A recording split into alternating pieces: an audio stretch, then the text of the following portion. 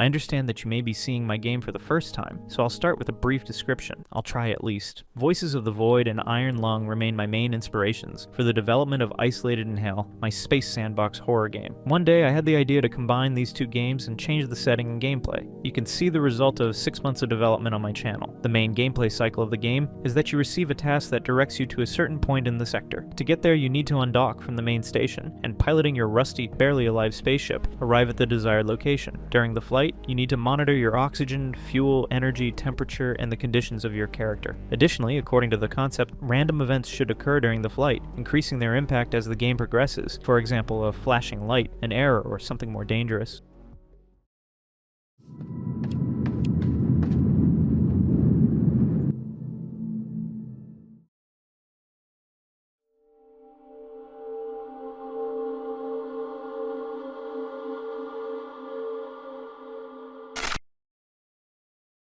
After completing a task, you can fly off to do another one, or return to the main station, buy various items, talk to the bot, he is stupid by the way, or upgrade your spaceship, you take on the next task, and so on.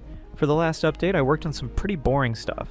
I mean really boring stuff. I was dying inside while making all of this, like the save system, task system, settings, and so on. But now I can finally start working on the gameplay cycle and the event system, which, I remind you, is the main feature of the game. I'll start with the new mechanics. The most important thing that is now present in the game is trash. It sounds rather strange, but it fills the game space with objects and gives it a more natural look, or even tells a story. For example, that there were already people at the stations and on your ship. In addition, there is a new type of activity, namely cleaning. Cleaning a place makes it not just a location, but a place that you have given a certain look. Plus, trash becomes an additional source of income. So forget the events. Trash is now officially the main mechanic of the game. Each item now has value, and if the trash can collect trash worth more than 100 coins, you will receive a trash bag worth 250 coins, or credits. I don't really know how to call it. A corresponding station has been added for selling items. There you can sell anything, including the aforementioned trash bag. If you need to buy something, for example, useless pipe joint, there is now a store for that. You won't be able to buy food here, there are still vending machines for that. In addition to the 3 previously added, there is now a machine with an energy drink dedicated to the rain poster,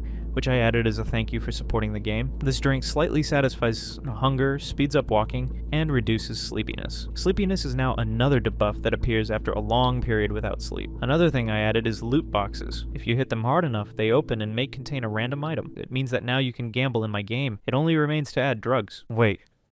Who added this shit? The airlock in your ship has been redesigned and a locker and display have been added. The locker is intended to store a suit for going out into open space, and the display shows the possibility of transition. Here you can see that in order to make the transition, the ship must be static, in other words have 0 speed and rotation. The system must also be undocked. Now each point of interest in the sector is assigned a random position in circular pattern when the world is created. As before, some of them are not marked on the map until you find them yourself or receive information about them. A bunch of minor quality of life features have also been added, such as flashing indicators for low resource levels, number of chips that remain in the dispenser, energy consumption and generation values, and so on. You can see the full list of added, changed, and fixed things on my Discord server. There's a lot of things, so I can't cover all of them in this video. There you can also suggest your ideas for new mechanics or events or report bugs.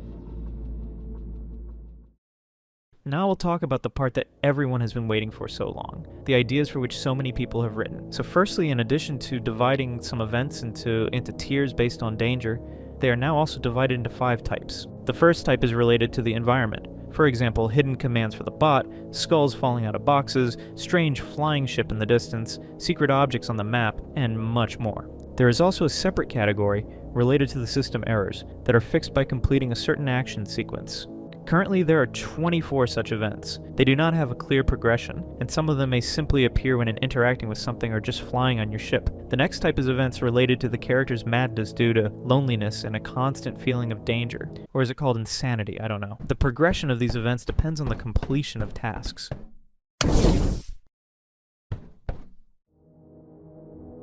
There are 23 of them in total. Looking ahead, only 2 tasks have been implemented so far, so in the next published build, you will not be able to see events beyond the first tier. By the way, I would like to remind you that each of you can download the playtest version for free on my Patreon, because in my opinion, the game still needs to be prepared for publication on itch.io. The type of events related to Goober, or Breathless as it is now called, speaks for itself. I've redesigned the creature itself a little. It is not that blocky now. I'm keeping the last 2 types of events a secret for now, but here's an example of one of them.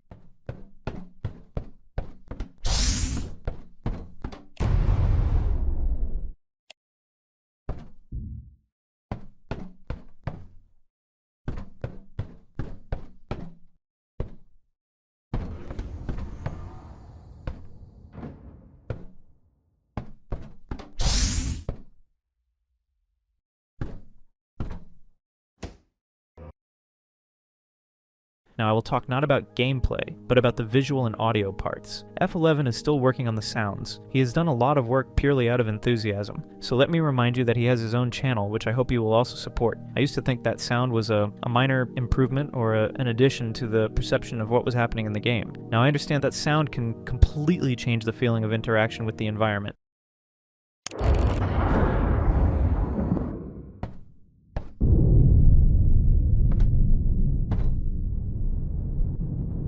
And the musical accompaniment allows you to convey certain feelings. For example, calm music plays at the main station, giving a feeling of safety and relaxation.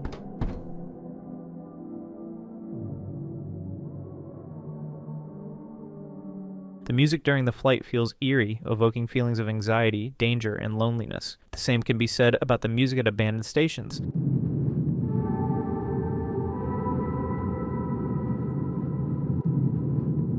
This significantly enhances the emotions during the game. In order to visually match the high-quality sound, I decided to slightly change the look of the game and add some animations with visual effects. For example, walking animations, helmet animations, cryocapsule effects, turning on lights, and so on. I also added settings to improve performance, such as turning off shadows or some effects. In general, I pay a lot of attention to optimization, which caused quite a few problems when synchronizing the game state with the saved file, but these issues have now been resolved. I have also changed my approach to tasks. Each task now just describes the routine of a worker at a specific station, which you must complete in order to service that station. It is now impossible to repeat these tasks, just as it is impossible to take on several tasks at once, as this would not make sense because I plan to add the possibility of passive income for each station. As for the tasks, they have also undergone some changes, but I only managed to complete one of them, so I will only talk about that one. This task takes place at the solar station. Upon arrival, you need to find a brush. This brush is needed to clean objects or surfaces. In our case, we need to clean the solar panels, which are randomly contaminated at the beginning of the mission. To do this, you need to go out into open space through the airlock.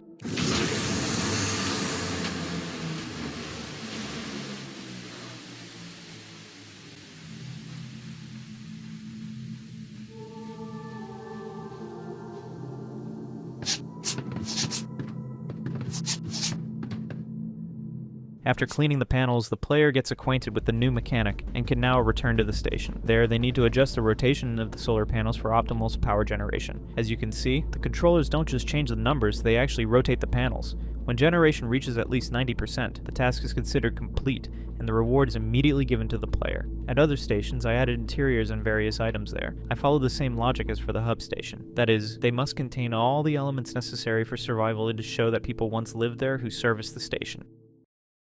As a result of this update, the game now has basic mechanics that give the player room for interaction. Its horror aspect is not fully revealed, as most of the tasks are not yet ready, but the current state is much closer to the initially planned one.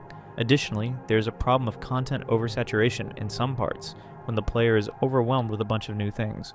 And some mechanics require additional tutorials, because for those who see this game for the first time, it is often unclear what to do next. Ahead lies a stage of active playtesting, fixes, balancing, and content filling, so the next update promises to be saturated